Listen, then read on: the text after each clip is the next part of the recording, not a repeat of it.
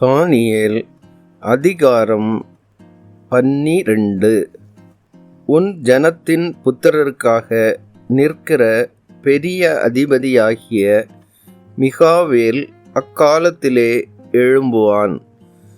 யாதொரு ஜாதியாரும் தோன்றினது முதல் அக்காலம் மட்டும் உண்டாயிராத ஆபத்து காலம் வரும்.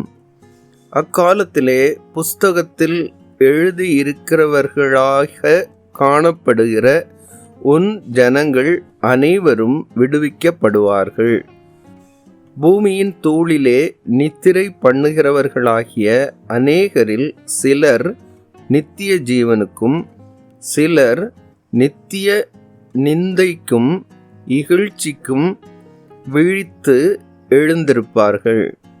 ஞானவான்கள் ஆகாய மண்டலத்தின் ஒளியைப் போலவும் அநேகரை நீதிக்குட்படுத்துகிறவர்கள் நட்சத்திரங்களைப் போலவும் என்றென்றைக்கும் உள்ள சதா காலங்களிலும் பிரகாசிப்பார்கள். தானியேலாகிய நீயோவென்றால் முடிவு காலம் மட்டும் இந்த வார்த்தைகளை புதைப்பொருளாக வைத்து இந்த புஸ்தகத்தை முத்திரை போடு. அப்பொழுது அநேகர் இங்கும் அங்கும் ஓடி ஆராய்வார்கள், அறிவும் பெருகிப்போம் என்றான். அப்பொழுது தானியேலாகிய நான் ஆற்றுக்கு இக்கரையில் ஒருவனும் ஆற்றுக்கு அக்கரையில் ஒருவனுமாகிய வேறே 2 பேர் நிற்க கண்டேன்.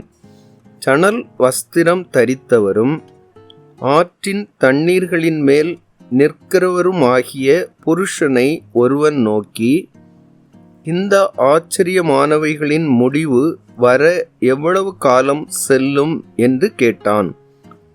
அப்பொழுது சணல் வஸ்திரம் தரித்தவரும் ஆற்றின் தண்ணீர்களின் மேல் நிற்கிறவருமாகிய புருஷன் தம்முடைய வலது கரத்தையும் தம்முடைய இடது கரத்தையும் வானத்துக்கு நேராக ஏறெடுத்து, ஒரு காலமும் காலங்களும் அரை காலமும் செல்லும் என்றும், பரிசுத்த ஜனங்களின் வல்லமையை சிதறடித்தல் முடிவு பெறும் போதே இவைகளெல்லாம் நிறைவேறி தீரும் என்றும் என்றென்றைக்கும் ஜீவித்திருக்கிறவர் பேரில் ஆணையிடக் கேட்டேன். நான் அதை கேட்டும் அதன் பொருளை அறியவில்லை. ஆகையால் என் ஆண்டவனே, இவைகளின் முடிவு என்னமாயிருக்கும் என்று கேட்டேன். அதற்கு அவன், தானியேலே, போகலாம். இந்த வார்த்தைகள் முடிவு காலம் மட்டும் புதைப்பொருளாக வைக்கப்பட்டும் முத்திரிக்கப்பட்டும் இருக்கும். அநேகர் சுத்தமும் வெண்மையும் ஆக்கப்பட்டு புடமிடப்பட்டவர்களாய் விளங்குவார்கள். துன்மார்க்கரோ துன்மார்க்கமாய் நடப்பார்கள். துன்மார்க்கரில் ஒருவனும் உணரான், ஞானவான்களோ உணர்ந்து கொள்ளுவார்கள். அன்றாட பலி நீக்கப்பட்டு பாழாக்கும் அருவருப்பு ஸ்தாபிக்கப்படும் காலம் முதல் 1290 நாள் செல்லும். 1335 நாள் மட்டும் காத்திருந்து சேருகிறவன் பாக்கியவான். நீயோவென்றால் முடிவு வரும் மட்டும் போயிரு.